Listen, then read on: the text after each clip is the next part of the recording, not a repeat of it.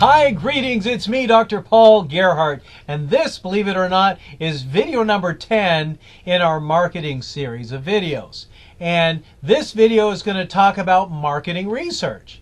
And if you've been following along with me, you know that marketing is a lot more than advertising. It really is about being able to understand what's important to a customer or potential customer and make sure that you're getting a product from development all the way into the customer's hands, and that they become so satisfied that they want to tell their friends and family about it and continue to buy more. But market research is one of the most important things that happens here, because it really is about understanding how to go through the right processes to make sure that you've got not only the right product, but the right product made at the right costs and purchased at the right prices. So in this video, we're going to talk about the 5 steps in marketing research process. We're going to talk about various secondary types of data resources. We're going to talk about primary data collection techniques, and we're going to talk about secondary and primary data. And then if we have time, we're going to examine some circumstances about collecting information in consumers is ethical or not. So we see the results of marketing research happen all the time. When I grew up, my parents fed me Chef Boyardee ravioli. And back then we had to use a can opener to open those cans. And now they have a really cool little deal where you could stick your finger in it and pull the top right off. Well, that is the result of market research and with the use of designers. And then in order to get people to make sure that they were purchasing the product still and wouldn't change, they had to do, print advertising to help move that product and get people to be aware of their product with the new changes to the packaging. Well, marketing research really has 5 different pieces, and what's involved in marketing research is all about the data, collecting it, recording it, analyzing it, interpreting it, and then making sure that you're making the right decisions. So decision making is the final process. So as you're going through the market research process, it really starts with defining the objectives and research needs, and then designing the research itself, then collecting the data, then analyzing the data and developing insights, and finally developing and implementing an action plan. So that's the market research process. So in step 1, you're defining objectives and research needs. You're essentially asking yourself what information is needed to answer the specific research questions, and how should we obtain that information.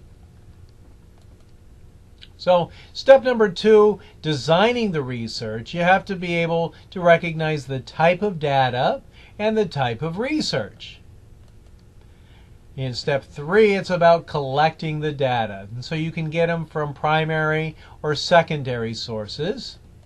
We'll talk about those shortly. And then analyzing the data and developing insights. And so you've got to convert the data into information to explain, predict, or evaluate a particular situation. And step number 5 is developing and implementing an action plan. And so that plan, generally speaking, has 5 different parts to it. The executive summary at the top that kind of sums up things, the body, the conclusion, limitations, and then supplements, including tables, figures, and appendices. And the body would include the study, issues examined, methodology, analysis, results, insights, and managerial implications. So in case you were wondering about that. Secondary data. Syndicate. There's a lot of syndicated data out there, and Nielsen, for instance, Nielsen.com, they've got they track and consume consumer packaged goods. They gather data at point of sale. IRI or InfoScan, J.D. Power and Associates, MediaMark, Research Inc., National Purchase, Diary Panel, NOP World, Research and Markets. There's a lot of them. Roper Center, Simmons Market Research Bureau, just to name a few. So each of these different types of data collectors can help you or your company gain good information. These days, almost everything has a bar scanner on it, and you can bet that organizations, as products are going out their doors, that they're using that information to be able to analyze how people buy things. What other things are they buying along the way, and who exactly is buying what they buy. When the Safeway Club Card came out, if you guys have a Safeway in your neighborhood, that was the first thing that came to my mind. They're collecting data on me. I don't want people to know stuff about what I buy. It's just grocery store stuff. So, we're all being examined somewhere. External secondary data includes panel research, and so you can use groups of consumers and be able to find out what they're buying and what they're not buying, and then survey or sales receipts also are another way of collecting data. Internal secondary data can be found through data mining and in the data warehouses. And qualitative and quantitative data collection techniques are something that both need to be considered. You can't just have quantitative and you just can't have qualitative. They both complement each other. So in qualitative research, there's an observation that takes place. Usually there are in-depth interviews. You can analyze social media or have focus groups. And for quantitative, you can have experiments, surveys, use scanner data, or a panel. With data collection, qualitative research is done through observations, social media, in-depth interviews, and focus groups, as I had mentioned. So think about this. Sometimes you can understand your customers by asking simple questions like, how could Ziploc use qualitative research to design an ad? And it really, the answer is, if you understand the need that's filling, the problem that's being solved, then and who's buying it, then you can address it. So there are unstructured and structured interviews, or survey research, in other words. So in unstructured, you just simply ask a question and people fill out the blank. What is the most important characteristics in choosing a brand of shampoo? That's an unstructured question. People can answer it any way they want. Or more structured would have different categories. Please rate the importance of the following shampoo attributes. Very important, 1, 2, 3, unimportant, 4. And so you have those things where you fill out the blank and you rate things on a numeric scale. They both have their advantages and they both have their disadvantages. These days, with the internet, we're using web surveying. And the cool thing about web surveys is, relatively speaking, they have good response rates. They're relatively high compared to other ways of gleaning data.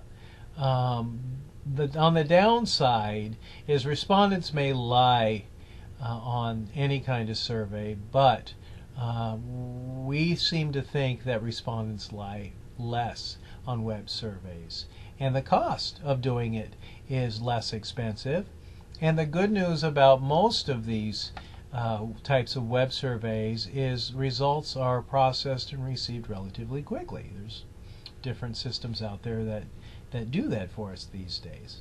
How do firms successfully use web surveying is something for you to ponder. If you have a product or service that you are trying to get to market or increase your sales, how could you use it? Who are the companies out there that are using web surveys? Maybe you filled a web survey out recently.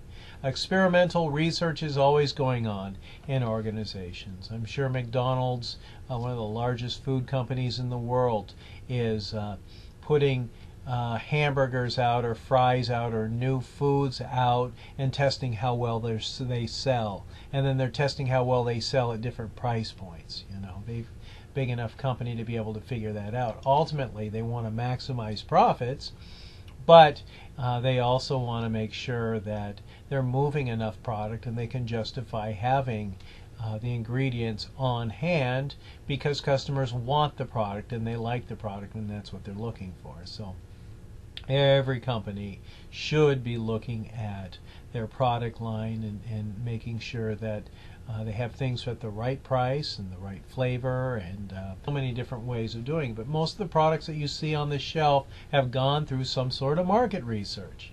So let me review some advantages and disadvantages of secondary and primary data. Some advantages of secondary research, like census data, sales invoices, internet information, books, journals, articles, and syndicated data. It saves time in collecting data because they're readily available, and usually they're free or inexpensive. The disadvantages are they may not be precisely relevant to the information needed. The information may not be timely. The sources may not be original, and therefore it kind of limits the usefulness of it. The methodologies for collecting the data may not be appropriate, and the data sources may be biased. We don't know. Primary research is observing the consumer, focus groups, interviews, surveys, experiments. The advantages to primary research is that it's very specific to the and immediate. Data needs and topics are right there in your hand, and it really gives you behavioral insights generally not available from secondary research. It is generally more costly and time-consuming, and requires more sophisticated training and experience to design a study in data collection. Last thing I want to talk about really quickly is about having a strong ethical orientation and to adhering to ethical practices. It's not cool to hurt people, and organizations must make sure that they are being ethical, they're being honest, and they're not hurting anyone in doing their research. Your reputation is only as good as your latest action. And every employee of an organization or that's associated with an organization, even if they're just an independent marketing researcher, must make sure that they're adhering to the most ethical standards. All right, ladies and gentlemen, that's 13 minutes on marketing research. I hope you take something away from the video. And more importantly, I hope that you have a great day, because only you get to choose how you feel about it.